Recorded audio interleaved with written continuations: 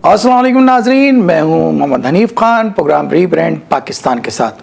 तो चलिए हम प्रोग्राम का आगाज़ करते हैं। रीब्रांड पाकिस्तान में हम गुफ्तगू करते हैं समाजी, सकाफ़ती और पाकिस्तान की तरक्की पर।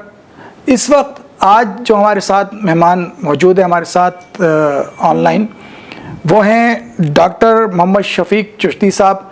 अस्सलाम वालेकुम। वालेकुम अस्सलाम। सीपेक के हवाले से आप अवाम और पड़ोसी ममालिक से क्या उम्मीदें रखते हैं? पाकिस्तान मुआशी लिहाज से थोड़ा कमज़ोर मुल्क है और शायद था नहीं, बना दिया गया है। बदकिस्मती से अब तो अवेयरनेस का वो आलम हो गया है कि ये बात सामने आ चुकी है कि पाकिस्तान को कमज़ोर किया गया है, लेकिन उस फेज़ से निकल आया तो इट मीन्स कि हमें कहीं ना कहीं से इस फेज़ से निकलने के लिए हेल्प की ज़रूरत है। हेल्प और चीज़ है और भीख और चीज़ है। हेल्प का मतलब ये होता है कि आप किसी खैर ख़्वाह से ये कह रहे हैं कि ये एक मुश्किल पीरियड है, मैंने इससे निकलना है और मेरा साथ दो। और भीख का मतलब ये है कि आप हर दफ़ा जो है कशकोल लिए खड़े हैं, तो कशकोल तो टूटना चाहिए लेकिन हेल्प लेनी चाहिए ताकि आप इस पीरियड से निकलें। लेकिन जब आप इस पीरियड से निकलें तो फिर जिसने आपकी हेल्प की है वो आपका खैर ख़्वाह है, उससे भी याद रखना पड़ेगा। तो हमारे यहाँ जो हालात बन रहे हैं, जिसमें अब सीपैक हमारे लिए चाइना जो है वो गिफ्ट कर रहा है। सीपैक चाइना की अपनी ज़रूरत भी हो सकती है, लेकिन उससे हमारे मुल्क को जो है मुआशरती लिहाज से तो शायद इतना फ़ायदा ना हो, लेकिन इकनॉमिकली जो है वो हमारे मुल्क को बहुत ज़्यादा फ़ायदा होगा और उससे बहुत सारे लोगों को रोज़गार मिलेगा, बहुत सारे लोगों को लिविंग स्टैंडर्ड मिलेगा, बहुत सारे लोगों को और फैसिलिटीज़ जो है वो इस सीपैक स्कीम से मिल सकती हैं। हमारे यहाँ तरीका ये रहा है कि कोई भी काम शुरू किया जाता है तो शुरू करने से पहले ये सोच लिया जाता है कि इसमें कहाँ से क्या रास्ता बनेगा। बस इस चीज़ को ख़त्म होना चाहिए, रास्ता नहीं, इखलास होना चाहिए। पाकिस्तान में बल्दियाती निज़ाम के तहत क्या सरगर्मियाँ हैं? देखिए, किसी भी मुल्क में अगर आप नीचे के स्टैंडर्ड पे जाते हैं ना, लोअर स्टैंडर्ड से ऊपर की तरफ, तो वो बल्दिया है। बल्दियाती निज़ाम जो है वो होना चाहिए। आप एक आम आदमी की रसाई जो है वो बल्दिया से तो हो जाती है, कौंसलर से लेकर जो है जो एरिया का चेयरमैन है उस तक तो हो जाती है। एमपीए या एमएनए मजबूरी है कि वो जब इलेक्शन लेने हों तो उन दिनों में तो नज़र आ जाते हैं, आगे पीछे नज़र नहीं आते। तो जब वो नज़र ही नहीं आएंगे, उन तक हमारे मसाइल कैसे पहुँचेंगे? और सब ट्रेजेडी है कि वो तो अपना वक्त का ज़्यादा हिस्सा उस यूनिट में गुजारते भी नहीं हैं, वो कहीं और वक्त गुजार रहे होते हैं। तो ग्लास रूट पे अगर आपको इम्प्रूवमेंट लानी है तो बल्दियाती निज़ाम का होना जो है वो बहुत ज़रूरी है। बल्दिया का निज़ाम ही हमें ग्लास रूट से उठाकर ऊपर लाएगा। तो बल्दियाती निज़ाम जो है वो एक बेहतरीन निज़ाम है मुल्क के लिए। हर जगह, चूँकि छोटे छोटे गांव जाएँ वहाँ पर तो बल्दियाती तौर पे ही कुछ काम हो सकते हैं। शहरों में भी बल्दियाती निज़ाम का होना जो है वो मेट्रोपॉलिटन, कराची हमारा मेट्रोपॉलिटन है, तो उसे मेट्रोपॉलिटन स्टैंडर्ड मिलेगा जब के बल्दिया को इख्तियारात दिए जाएंगे। ये बताइए कि ख़वातीन को पाकिस्तान में तरक्की तहफ़्फ़ुज़ के हवाले से क्या मकाम दिया जा रहा है? देखिए, ISPR जो है ना, उसने कुछ ड्रामे शुरू किए हैं।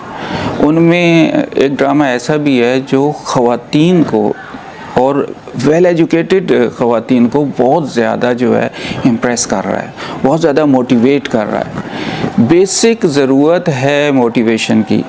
हमारे माशरे में ये एक ट्रेजेडी है कि अब से कुछ अरसा पहले तक तो ख़वातीन को वो मुकाम दिया ही नहीं जाता था, उसके मुकाबले में कदरे मुकाम अब जो है वो दिया जा रहा है। तो ख़वातीन चूँकि माशरे का बराबर का हिस्सा हैं, बराबर हैं, तो उनको बराबर का हिस्सा भी मिलना चाहिए। मुख्तलिफ जगहों पर उन्हें उनकी जगह मिलनी चाहिए। तहफ़्फ़ुज़ मेन चीज़ है। हमारे मुआशरे में ख़वातीन का तहफ़्फ़ुज़ कदरे कम है।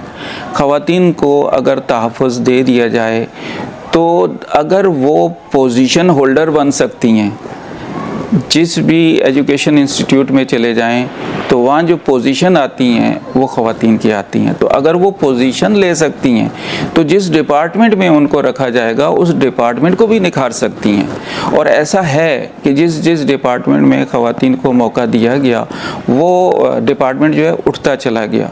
खुद हमारे मुल्क ने जो है जब खातून की हुकूमत थी तो बहुत ज़्यादा तरक्की की।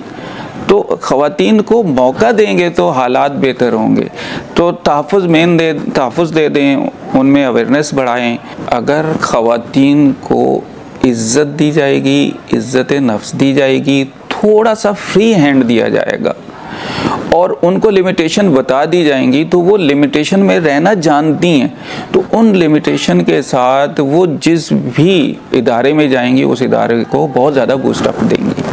आप समाजी शख्सियत हैं डॉक्टर साहब, मैं चाहूँगा कि हमारे जो व्यूवर्स हैं उनको पहले आपकी जो समाजी सरगर्मियाँ हैं उस हवाले से ज़रा हमें बताएं। बिस्मिल्लाहिर्रहमानिर्रहीम, अस्सलाम वालेकुम।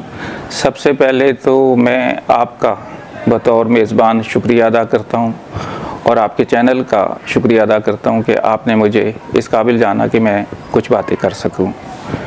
मेरा नाम डॉक्टर मोहम्मद शफ़ीक चिश्ती है। अरसा 30 साल से ज़ायद मैं होम्योपैथिक से वाबस्ता हूँ। होम्योपैथिक के अलावा मैं 3 मुख्तलिफ़ तंजीमें हैं जिनसे मेरा गहरा ताल्लुक़ है। सबसे ज़्यादा जो गहरा ताल्लुक़ है वो है अलमलंगिया, उसके बाद पाक आगोश और फिर ऑर्गेनिक हेल्थ केयर एसोसिएशन। अब सवाल आपके जहन में आ रहा होगा कि अलमलंगिया क्या है। तो अलमलंगिया चिश्तिया ख़ानदान का पाकिस्तान में एक बहुत बड़ा यूनिट है जो मरकज़ तो ओकाड़ा में रखता है लेकिन उसके यूनिट्स पूरे पाकिस्तान में मौजूद हैं। और अलमलंगिया के तहत तमाम यूनिट्स पे दर्स कुरान, दर्स रूहानियत, दर्स तसव्वुफ़ और दर्स कश्फुल माजूब का एहतमाम किया जाता है। और ये तमाम के तमाम दर्स कुरान और अहादीस के अंदर हैं, हकीकी इस्लाम का अक्स हैं। हम इस इदारे के तहत लोगों की ज़हनी, जिस्मानी, रूहानी तरबियत हो रही है, उनके इखलाक को अच्छा किया जा रहा है। ये इदारा समाजी लिहाज से अपने आने वाले हर ज़ायरीन को रूहानी तौर पर, इखलाकी तौर पर तरबियत कर रहा है। ऐसी तरबियत कि जिसके बाद वो मुआशरे में एक मिसाली इंसान जो है वो बनकर ज़ाहिर हों। तालीम और तरबियत पर आपको हुकूमती सतह पर और प्राइवेट शोबे से क्या ताउन हासिल रहा है? देखिए, मैंने जो दूसरा नाम लिया वो पाक आगोश का नाम लिया।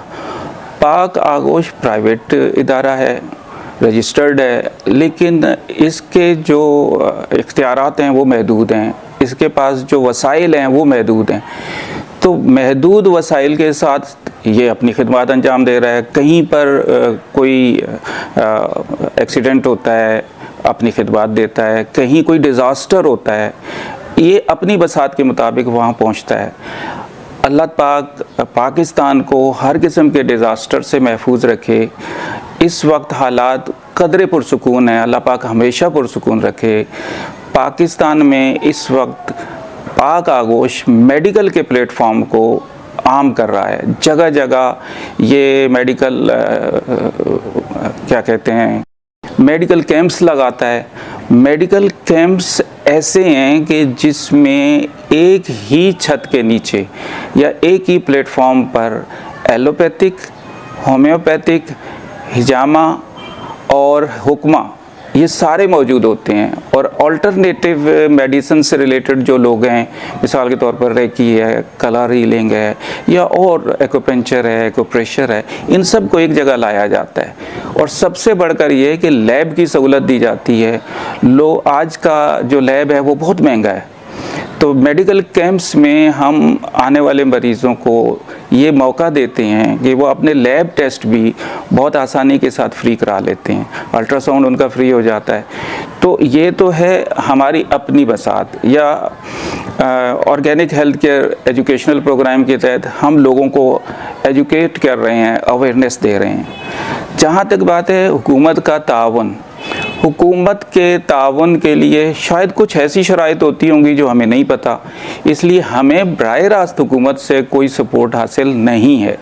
हालांकि इन इदारों को अगर हुकूमत सपोर्ट करे तो ये इदारे लोगों में पहुँचे हुए हैं, लोगों की बहुत ज़्यादा खिदमत कर सकते हैं, लोगों को बहुत कुछ दे सकते हैं, लेकिन बज़ाहिर हमें अभी तक हुकूमती सतह पर कोई वाज़े तावन हासिल नहीं है। पाकिस्तान रेंजर्स जो है वो अपने कैंप्स में आगोश को बुलाती है और हमने पाकिस्तान रेंजर्स के तहत कई कैंप किए हैं जिनमें हमने एक दिन में, चूँकि डॉक्टर्स की तादाद ज़्यादा थी तो पेशेंट्स भी हज़ारों में देखे हैं, और वो पेशेंट्स जो वहाँ देखे गए हैं बाद में डॉक्टर से कंसर्न हुए हैं, इट मींस कि वो मुतमईन हुए हैं।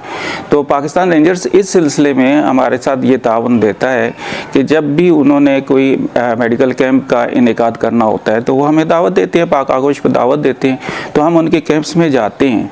और हमने ये देखा कि खुद जवान जो हैं वो भी चाहते हैं कि हिजामा उनको बहुत ज़्यादा पसंद है। डॉक्टर साहब, मौजूदा हुकूमत किस हद तक हुकूमत ने तब्दीली में इजाफा किया है, आप क्या समझते हैं? एक शहरी होने के नाते आप ज़रा बताएंगे। देखिए, हुज़ूर मौला अली का इरशाद गिरामी है कि रास्ते में से पत्थर उठाना भी और किसी के लिए मुस्कुरा देना भी सदका है।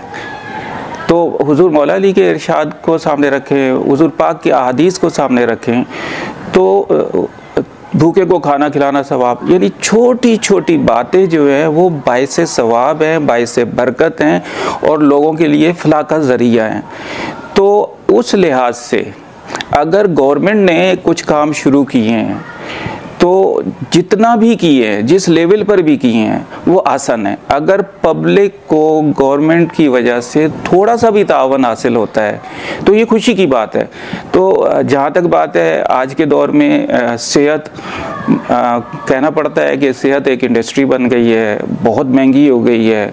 गवर्नमेंट अगर जिस लेवल पर भी कर रही है वो कम है या ज़्यादा है, खुशाइंद है। इसी तरीके से रोज़गार प्रोग्राम जो नौजवानों के लिए दिया जा रहा है बहुत अच्छा कदम है। हमारा नौजवान जब एजुकेशन के पीरियड से गुज़र रहा होता है तो उसे ये पता ही नहीं होता कि उसने जाना कहाँ है।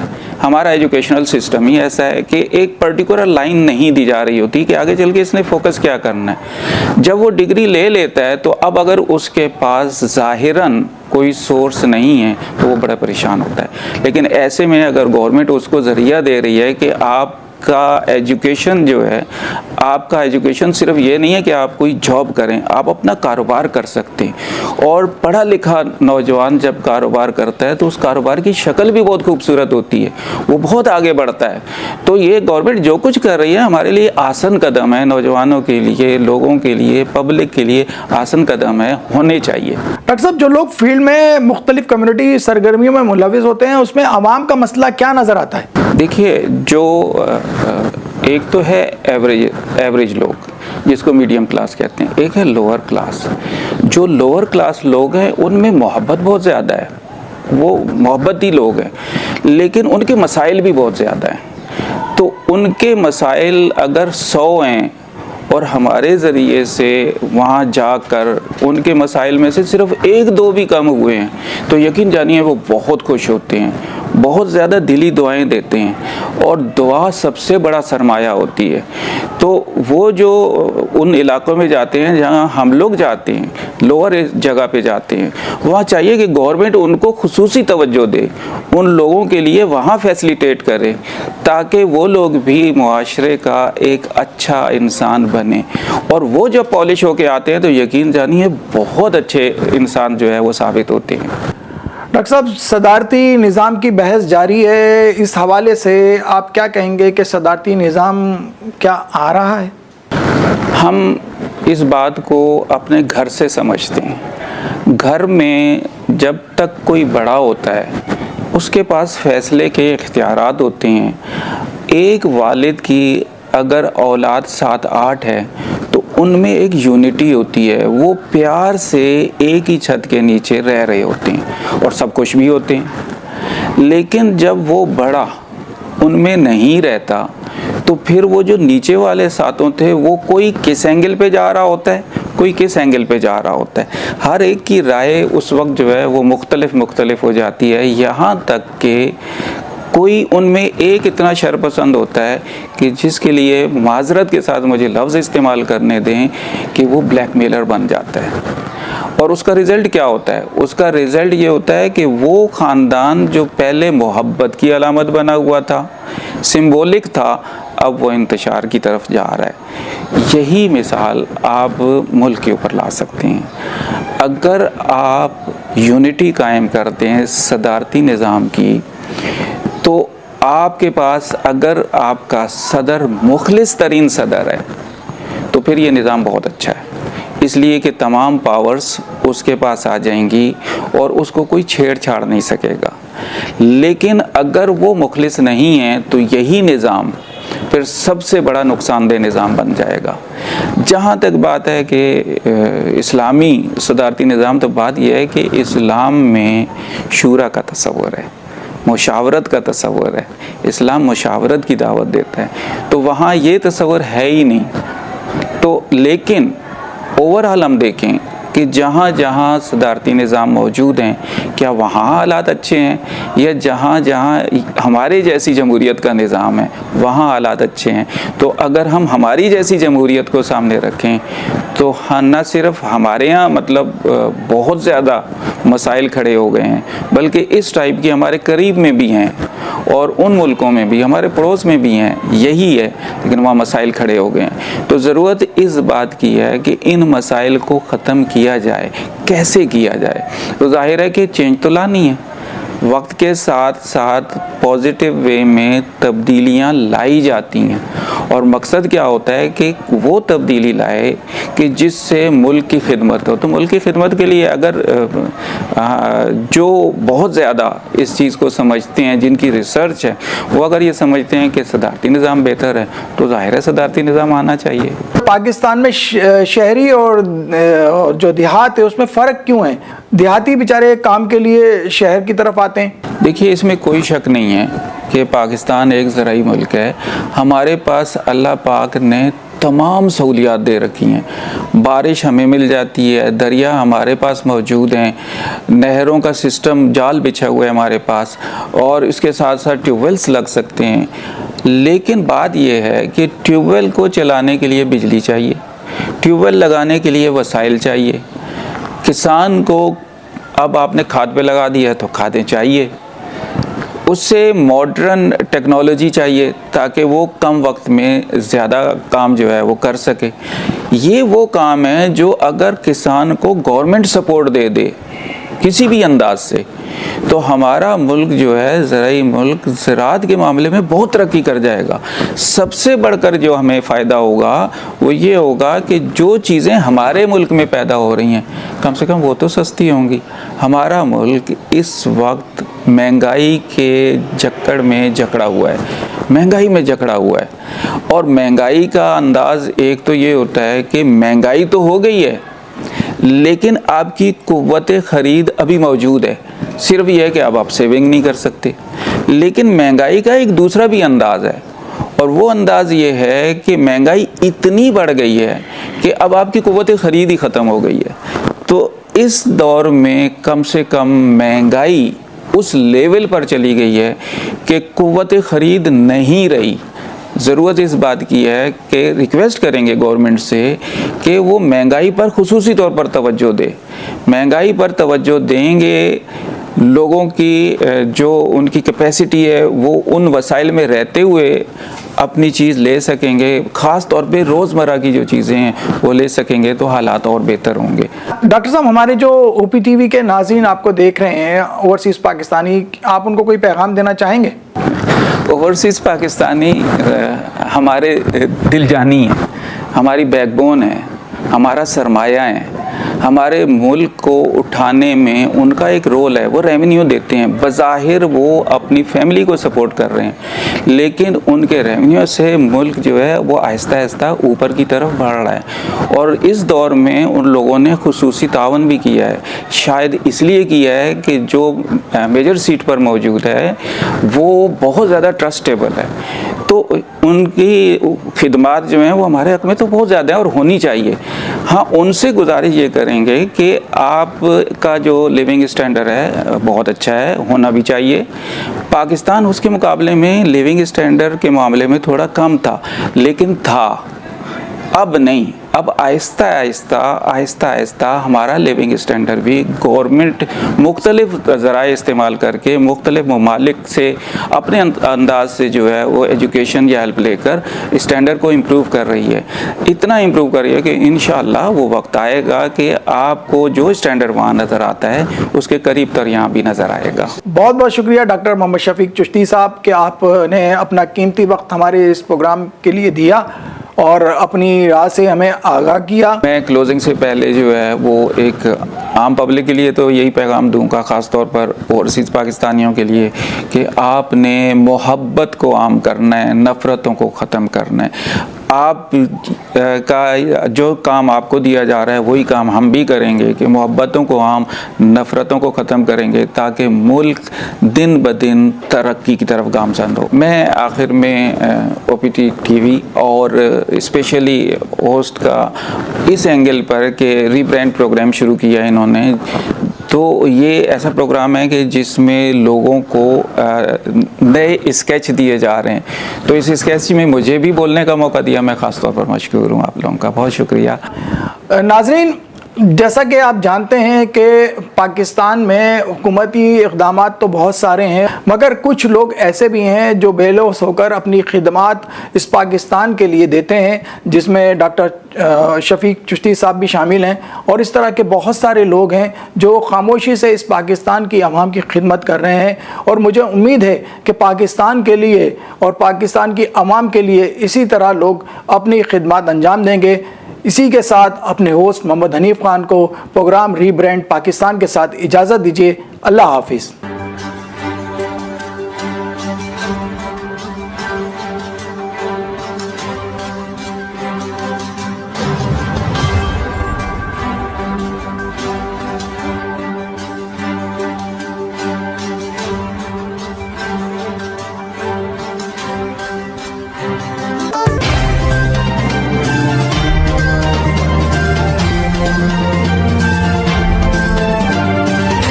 Assalamu alaikum नाज़रीन, my name is Waqar Khan. I'm the CEO and the executive producer of OPTV Global. आप देख रहे हैं OPTV Global।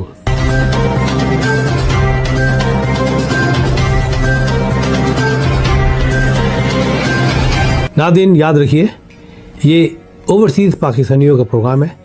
दुनिया भर में जहाँ जहाँ पाकिस्तानी आबाद हैं हम उनकी बात करते हैं और उनके ओपिनियन और उनके ख्यालात आप तक पहुँचाते हैं, और हम पाकिस्तान की तस्वीर भी पेश करते हैं। याद रखिए, देखते रहिए OPTV global, everywhere, anywhere, any time, and also subscribe OPTV global. भूलिए नहीं, आज ही हमारे प्रोग्राम को सब्सक्राइब करें और हाँ, हमारे हर प्रोग्राम को लाइक भी करें।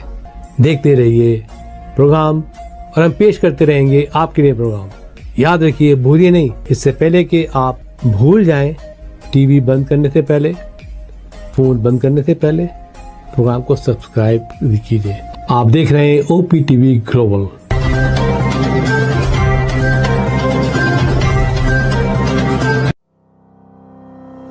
Haba Fusion is a company run by clinicians. When we are looking at a patient, we are looking at the patient's medical needs first. Patient is in the comfort of his or her home. They're watching the TV, they're doing their chores while the infusion is going on. And patient's copay and deductible will be much lower if done at home than in the hospital setting. Home infusion, all in all, is a winning place for getting infusions done.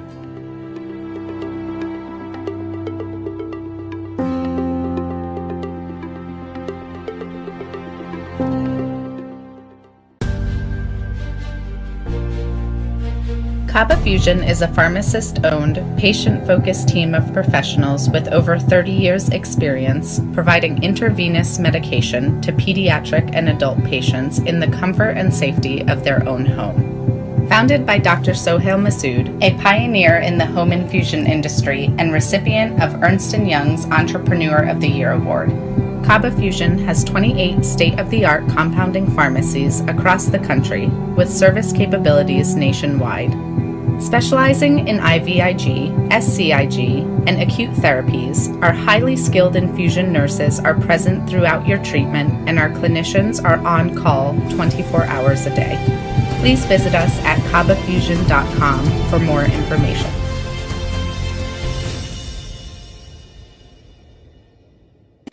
Karachi barbecue tonight.